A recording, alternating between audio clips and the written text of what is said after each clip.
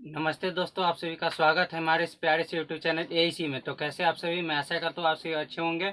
आज इस वीडियो में हम सभी एक्सरसाइज 10 का डी जो है बचा हुआ लास्ट चैप्टर 10 का एक्सरसाइज, उसी को हम ख़त्म करेंगे।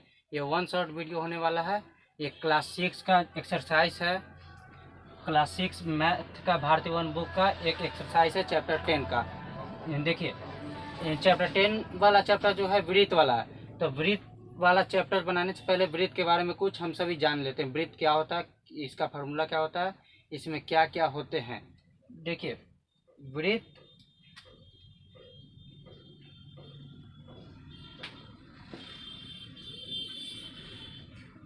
पूरी तरह से गोल आकृति को वृत्त कहते हैं। जहाँ मान लेते हैं कंपास से आप ऐसे करके गोल अगर खींच दिए और जहाँ कंपास का एक पार्ट रखे थे तो वो वृत्त का केंद्र कहलाता है। देखिए, वृत्त का पहला भाग एक केंद्र हो गया, जहाँ से अगर यहाँ से अगर कोई भी दूरी नापेंगे ना परिधि तक, देखिए ये जो चारों तरफ जो घेरा दिखाई दे रहा है इसको हम परिधि कहते हैं। ये सब ये चारों तरफ जो घेरा दिखाई दे रहा है ये परिधि कहलाएगा, ठीक है। और यहाँ केंद्र हो गया और ये परिधि, मान लेते हैं यहाँ से लेके यहाँ तक एक रेखा मिला देंगे तो इसको त्रिज्या कहेंगे। वृत्त का त्रिज्या, और वृत्त का त्रिज्या यहाँ से भी यहाँ करेंगे और यहाँ से यहाँ, यहाँ से यहाँ, कहीं से भी त्रिज्या कर दे खींच देंगे तो सब त्रिज्या का एक ही लंबाई एक ही होगा। अगर एक ही नहीं हुआ तो समझिए कि वो वृत्त नहीं है।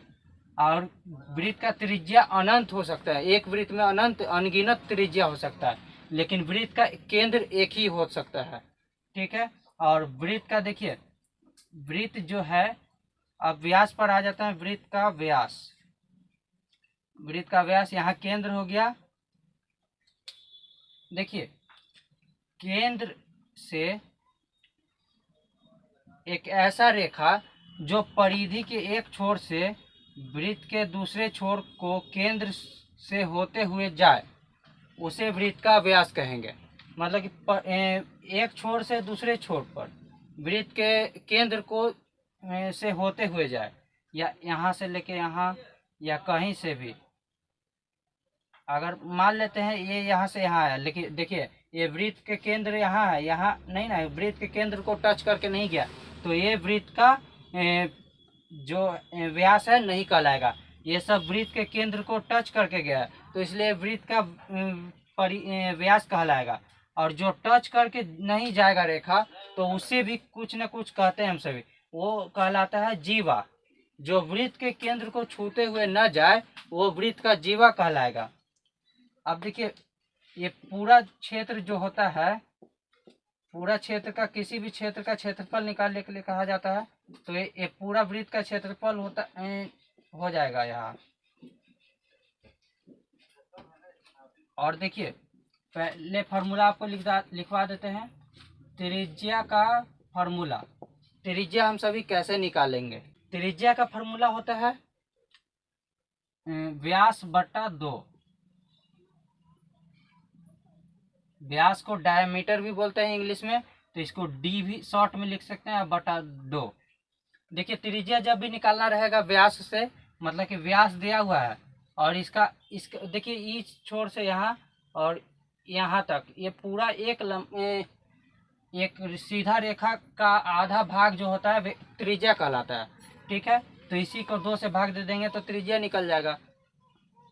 और वृत्त का त्रिज्या का फॉर्मूला हो गया। अगर व्यास निकालना रहेगा तो, अगर आपको मान लेते हैं हम त्रिज्या दे दिए, त्रिज्या आपको दे दिया गया और कहा जाए कि व्यास का क्या फॉर्मूला होगा, तो जिस तरह त्रिज्या व्यास का आधा होता है तो उसी तरह व्यास क्या होगा, त्रिज्या का दुगना। तो 2 गुने इसका फॉर्मूला हो जाएगा त्रिज्या, यानी कि 2।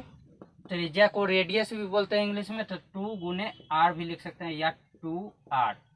ये हो गया वृत्त का त्रिज्या और व्यास का फॉर्मूला। अब देखिए, वृत्त का परिधि जी होता है, पूरा गोल का लंबाई निकालना रहे, परिधि या इसको परिमिति या परिमाप जो भी कहिए,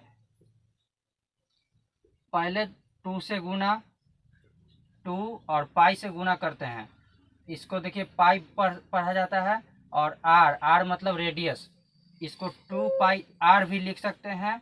और यहाँ पाई का मान होता है, पाई का मान 22/7, यहाँ पाई के जगह पर 22/7 लिखा जाता है। देखिए इसको कैसे याद करेंगे, आप सब बोलिएगा। भोले बाबा की भक्ति में डूब गया संसार और वृत्त की परिधि बराबर 2 पाई आर। बोलिए आप सभी एक साथ, भोले बाबा की भक्ति में डूब गया संसार, वृत्त की परिधि बराबर 2 पाई आर। अब हो गया परिधि, और अब क्षेत्रफल देखिए, वृत्त का क्षेत्रफल कैसे निकालेंगे। देखिए पूरा वृत्त का क्षेत्रफल अगर निकालना है तो पाई और आर स्क्वायर, यानी कि आर को 2 बार गुना किया जाता है, आर इंटू आर, तो पाई आर स्क्वायर। ये हो गया वृत्त का क्षेत्रफल का फॉर्मूला। ये फार्मूला आप सभी नोट कर लीजिएगा। अब देखिए जीवा के बारे में थोड़ा और देखते हैं। देखिए वृत्त का जो जीवा होता है, जीवा के बारे में तो आपको बताया ही, जो केंद्र को टच करके न जाए, मतलब कि कहीं से भी हो सकता है, ये सब रेखा जीवा ही कहलाएगा। जीवा, वृत्त का जीवा भी अनगिनत होता है। देखिए, और वृत्त का जो सबसे बड़ा जीवा होता है, वृत्त का व्यास ही होता है। ये इसको भी, व्यास को भी जीवा ही कहते हैं, ठीक है। और अब देखिए वृत्त के भी अनगिनत व्यास हो सकते हैं, अनगिनत जीवा हो सकता है, और बड़ा वाला सबसे बड़ा जीवा वृत्त का व्यास कहलाता है, और ये सब छोटा होता है। अब देखिए जो जीवा होता है वृत्त को 2 भाग में बांट रहा है, एक इधर और एक इधर अलग भाग हो गया। इधर वाले भाग को क्या कहेंगे, दीर्घखंड, और इधर वाले छोटा है, कम स्पेस है, तो इसलिए लघु खंड कहेंगे। और देखिए ये 2 भाग में बांट रहा है, तो इसलिए इसको चाप भी कहेंगे, वृत्त का चाप ए बी। अब देखिए इस वृत्त का जो अंदर जो भी रहेगा वो सब वृत्त का अंतर भाग हो जाएगा, और जो बाहर है वो बाह्य भाग हो जाएगा, बाहरी भाग। और वृत्त के 2 खंड हो गए, ये लघु खंड ये तो बता ही दिए, और दीर्घ खंड, और यही सब था वृत्त में। और एक अर्धवृत्त के बारे में थोड़ा जान लेते हैं। अर्धवृत्त मतलब इसका आधा भाग, इतना मान लेते हैं एक गोल है, इसको 2 टुकड़ा में बांट दिए तो ये ऐसे रहेगा। ये देखिए ये अर्धवृत्त हो गया। अर्धवृत्त मतलब कि इसका परिधि का फार्मूला भी चेंज हो जाएगा, क्षेत्रफल का भी फार्मूला चेंज हो जाएगा। फिलहाल इस एक्सरसाइज में इसके बारे में ज़्यादा कुछ नहीं है, इसलिए इसको डीपली नहीं बताएंगे। देखिए इसमें भी त्रिज्या वही रहेगा, व्यास वही रहेगा, लेकिन इसका फार्मूला चेंज हो जाएगा। तो अब चलिए एक्सरसाइज अब स्टार्ट किया जाए। देखिए पहला नंबर क्वेश्चन है, किसी वृत्त में कितने केंद्र होते हैं। तो आपको कुछ देर पहले ही बताएं, एक वृत्त में जहाँ रख के कंपास को हम पूरा वृत्त पारते हैं, तो उसका एक ही केंद्र होता है, वृत्त का सिर्फ एक ही केंद्र। तो इसका पहला क्वेश्चन का आंसर हो जाएगा 1, किसी भी वृत्त का एक ही केंद्र होता है। अब 2 नंबर है, किसी वृत्त में अधिक से अधिक कितनी त्रिज्याएं खींची जा सकती है। मतलब ये वृत्त है तो इसमें अधिक से अधिक कितनी त्रिज्या खींची जा सकती है। त्रिज्या मतलब केंद्र से होकर परिधि को छूने वाला रेखा, केंद्र से होकर परिधि को छूने वाला रेखा, कहीं से भी इसको खींचते जाइए, इस पर कोई रोक नहीं है। तो यानी कि इसका आंसर हो जाएगा अनगिनत।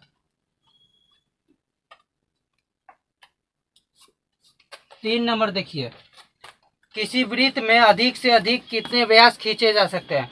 व्यास मतलब जो ऐसा रेखा जो वृत्त का केंद्र से होते हुए जाए, मतलब कि यहाँ से अगर वृत्त का व्यास खींचना है तो केंद्र से होते हुए यहाँ आना चाहिए दूसरे छोर पर, इसी को वृत्त का व्यास कहते हैं। तो ये कहीं से भी आप पारिए, केंद्र से होकर जाना चाहिए। देखिए इस तरह तो अनगिनत हो सकता है, तो ये भी हो जाएगा अनगिनत। अब 4 नंबर देखिए, किसी वृत्त में अधिक से अधिक कितनी जीवाएं खींची जा सकती है। ये वृत्त है और व्यास, ये केंद्र, व्यास होता है केंद्र को छूते हुए जाता है व्यास, और केंद्र एक और जो होता है त्रिज्या केंद्र से परिधि को छूता है।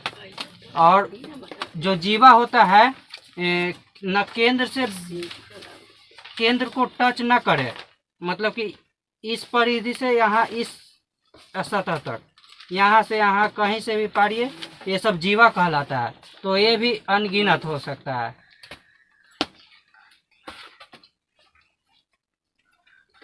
ये हो गया 4 नंबर तक। अब आते हैं 5 नंबर। अब देखिए 5 नंबर में कह रहा है किसी वृत्त के लिए निम्नांकित में कौन सा संबंध है सत्य है।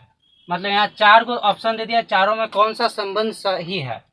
देखिए पहला नंबर में कह रहा है त्रिज्या जो है, त्रिज्या एक तरफ त्रिज्या और बराबर के दूसरी तरफ दुगुना व्यास, मतलब कि व्यास का दुगुना होता है त्रिज्या। तो ये तो गलत बात है, क्योंकि त्रिज्या होता है दुगुना व्यास का। 2 गुने त्रिज्या बराबर व्यास, व्यास का फॉर्मूला होता है 2 गुने त्रिज्या, मतलब कि त्रिज्या जो है व्यास का आधा होता है। तो त्रिज्या में 2 से गुना करेंगे तो व्यास पता चल जाएगा। तो ये सही है। और बाकी सब भी देख लेते हैं। 3 गुने त्रिज्या बराबर व्यास, ये तो गलत है। 4 गुना त्रिज्या बराबर व्यास, ये भी गलत है। इसका मतलब यही सही है 2 नंबर। त्रिज्या जो है दुगुना होता है व्यास का। अब देखिए 6 नंबर। 6 नंबर में है किसी वृत्त के लिए निम्नांकित में सत्य और असत्य कथनों को पहचानना है। 2 को कथन यहाँ दे दिया है, दोनों में देखना है कि कौन सही है कौन गलत है। तो पहला नंबर है कोई भी 2 व्यास एक दूसरे को प्रतिच्छेद करते हैं या नहीं। देखिए यहाँ लिखा हुआ है कोई भी 2 व्यास एक दूसरे को प्रतिच्छेद करते हैं, मतलब कि व्यास, वृत्त का व्यास, केंद्र से होकर जाने वाली रेखा 1 2 3, देखिए सब एक दूसरे को काट रहा है, कोई ऐसा नहीं है जो नहीं काट रहा है। तो ये तो सत्य बात लिखा हुआ है। यहाँ लिखा हुआ है कि कोई भी 2 व्यास एक दूसरे को प्रतिच्छेद करते हैं, तो हाँ कर रहा है, तो सत्य बात है। तो 6 का 1 नंबर सत्य हो जाएगा। 2 नंबर देखते हैं। कोई भी 2 जीवाएं प्रतिच्छेदी होती है। देखिए कोई भी 2 जीवाएं प्रतिच्छेदी होती है। देखिए ये जीवा यहाँ है और ये यहाँ है, तो ये एक दूसरे को प्रतिच्छेद ही नहीं ना कर रहा है। तो ये प्रतिच्छेद देखिए नहीं कर रहा है। और कोई कोई होता है, मान लेते हैं यहाँ से काटेंगे, यहाँ आ गया, ये भी जीवा ही कहलाएगा। तो ये कर रहा है, लेकिन ये जीवा नहीं कर रहा है। तो ये तो यहाँ लिखा हुआ है कि करता है, जीवा प्रतिच्छेदी होती है, लेकिन ये गलत बात है, असत्य हो जाएगा। क्योंकि यहाँ तो नहीं हो रहा है, ये रेखा बच गया और ये 2 जीवा हो कट रहा है, लेकिन ये जीवा नहीं कट रहा है। तो जिस प्रकार का जीवा रहेगा उसी प्रकार से सत्य और असत्य।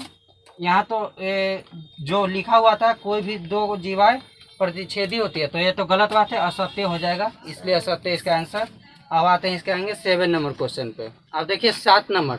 7 नंबर में है कुछ वृत्तों की त्रिज्या नीचे दिया हुआ है, उनके संगत व्यास निकालना है। मतलब कि त्रिज्या दे दिया है, व्यास निकालना है। तो व्यास निकालने के लिए व्यास का फॉर्मूला हमें याद रहना चाहिए। व्यास का फॉर्मूला होता है व्यास बराबर 2 गुने त्रिज्या। तो व्यास निकालना है तो व्यास खाली छोड़ देंगे, 2 है तो 2 लिखना ही पड़ेगा, और गुना है तो गुना लिखेंगे। त्रिज्या जितना दिया हुआ है जितना यहाँ लिख देंगे, 3 लिख देंगे। 3 दूनी 6 सेंटीमीटर आ गया व्यास। ये हो गया आंसर। अब देखिए इसका 4 सेमी, तो इसके लिए भी यही फॉर्मूला होगा, व्यास बराबर 2 गुने त्रिज्या। 2 है तो 2 लिखेंगे, गुना है तो गुना लिखेंगे, त्रिज्या 4 सेंटीमीटर है, 4 लिख देंगे। 4 दूनी 8 सेमी आ गया इसका आंसर, व्यास। अब देखिए 3 नंबर, 5 मीटर दिया हुआ है, तो इसके लिए भी व्यास ही निकालना है। तो व्यास का फॉर्मूला लिखेंगे, जो निकालना रहेगा उसका फॉर्मूला लिख देंगे, मैथ बन जाएगा। 2 गुण व्यास बराबर 2 गुने त्रिज्या, तो 2 है तो 2 लिखेंगे, और त्रिज्या जितना रहेगा जितना लिख देंगे, 5 दूनी 10 मीटर। अब देखिए ये ध्यान से देखिएगा, व्यास बराबर इसका पहले फॉर्मूला लिख लेते हैं, 2 गुने त्रिज्या।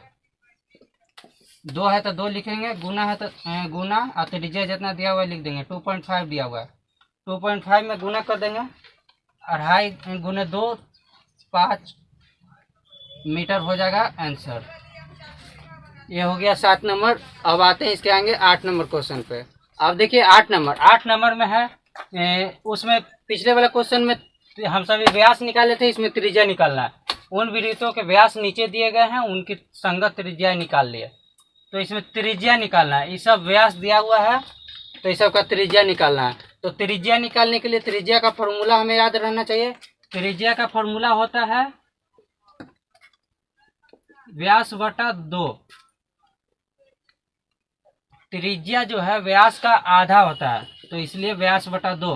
तो 6 है, व्यास दिया हुआ है 6, तो व्यास के जगह पर 6 लिख देंगे। और फिर बटा है तो बटा के नीचे 2 है तो 2, काटेंगे 2 से 3 बार में, तो 3 आ गया सेंटीमीटर त्रिज्या। अब इसका निकालते हैं। देखिए त्रिज्या को हम आर लिख सकते हैं, त्रिज्या को इंग्लिश में रेडियस कहते हैं, रेडियस को शॉर्ट में आर लिख देते हैं। आर बराबर व्यास का होता है डायमीटर, डायमीटर को डी से डिनोट करते हैं, डी बटा 2। आर बराबर डी बाई 2 हम हर बार लिख सकते हैं, बार बार इतना लंबा फॉर्मूला लिखने का कोई जरूरत नहीं है। डी देखिए 7 दिया हुआ है, अब बटा में 2, इसको भाग लगाएंगे तो 3.5 सेमी आ जाएगा, यानी कि 2 से 7 में भाग लगाएंगे। कैसे बनाएंगे?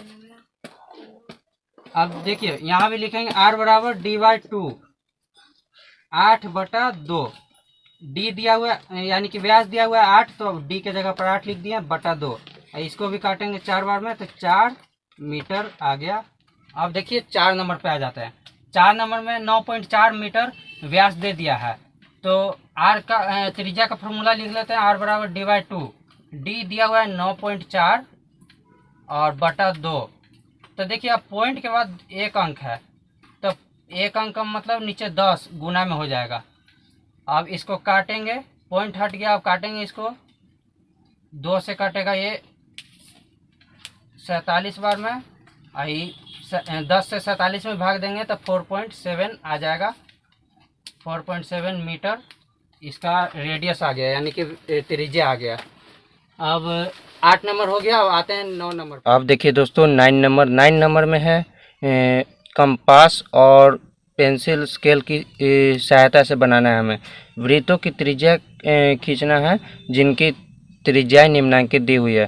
पहला है 4 सेंटीमीटर, इसको त्रिज्या दिया हुआ है तो हमें ये इन सभी के मदद से इसे खींचना है। देखिए पहला है 4 सेंटीमीटर त्रिज्या होना चाहिए, तो पहले हम स्केल पर 4 सेंटीमीटर देख लेंगे कि कहाँ होगा।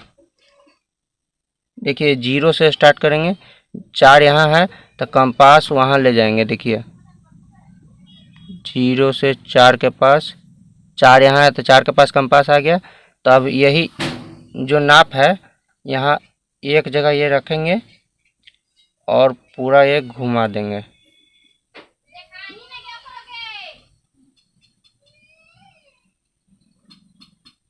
ये देखिए, और ये जो है जहाँ रखे थे हम ये कंपास, वो हो गया वृत्त का केंद्र। और देखिए ये हमें त्रिज्या दिखा देना है 4 सेंटीमीटर।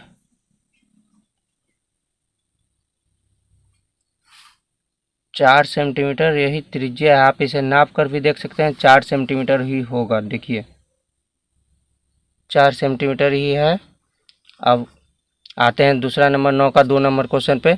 9 का 2 नंबर क्वेश्चन है 4.7 सेंटीमीटर। 4.7 सेंटीमीटर के लिए भी वही करना है, पहले हमें 4.7 सेंटीमीटर नाप लेना है। यहाँ देखिए 4.5, 6 और 7, ये हो गया 7।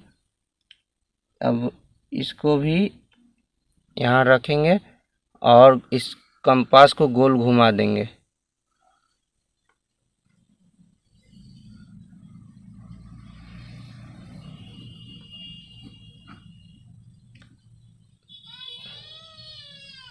और जहाँ कंपास रखे थे वो हो गया वृत्त का केंद्र, ठीक है। और इसका त्रिज्या मिला देंगे और इस त्रिज्या के पास लिख देंगे, जितना सेंटीमीटर हम त्रिज्या लिए थे उतना सेंटीमीटर लिख देंगे।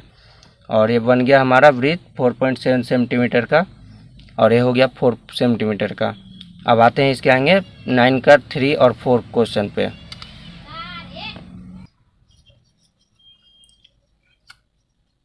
अब देखिए 9 का 3, 9 का 3 में 5 सेंटीमीटर है, 5 सेंटीमीटर त्रिज्या लेना है। तो हम स्केल पर 5 सेंटीमीटर देख लेंगे कहाँ तक 5 सेंटीमीटर, देखिए यहाँ तक ही आ रहा है। तो यही त्रिज्या, यही चाप जो है हमें लेके इस एक वृत्त खींच देना है।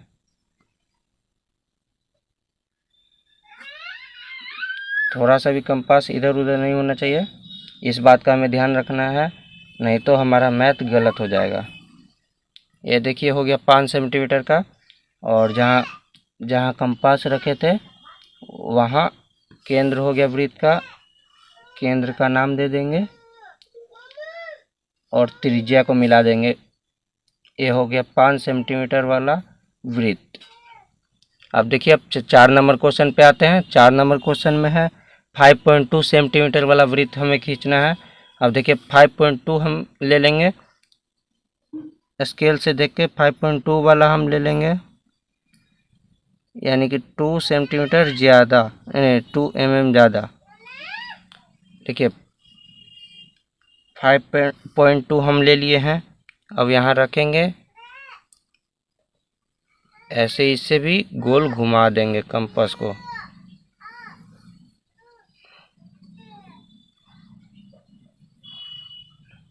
हो गया। अब देखिए वृत्त का जो केंद्र था, केंद्र से और परिधि को मिला देंगे, जिससे हमें त्रिज्या दिखेगा, पता चलेगा।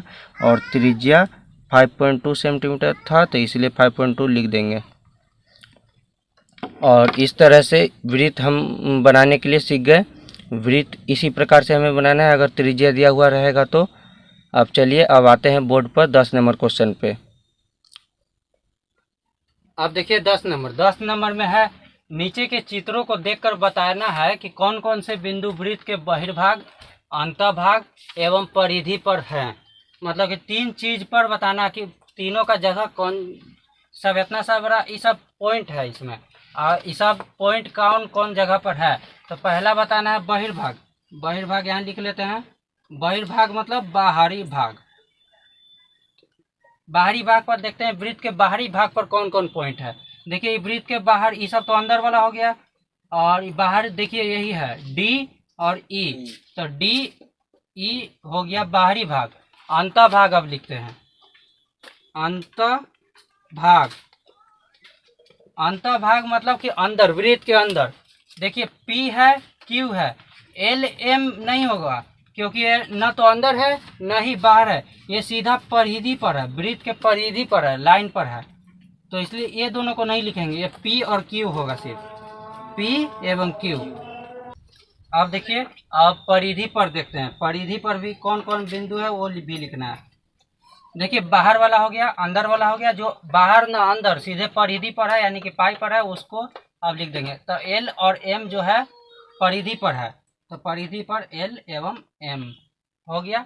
अब सेकेंड नंबर भी ऐसे ही बनेगा। आइए बनाते हैं। बहिर्भाग पहले होगा ए बी सी, इधर ए बहिर्भाग।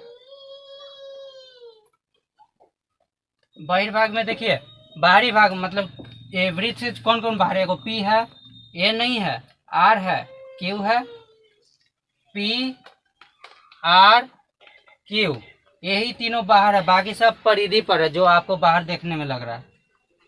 अब बी नंबर देखिए, अंतभाग। अंतभाग में मतलब कि वृत्त के जो अंदर है, एल है, एम है, एन है, एल एम एन। अब सी नंबर देखते हैं। सी नंबर जो परिधि पर है, परिधि पर देखिए कौन कौन है, एक सी है, उसके बाद बी है, ए है, और कोई नहीं है। अब देखिए ये पूरा बन गया, इसी तरह से इसे बनाना था।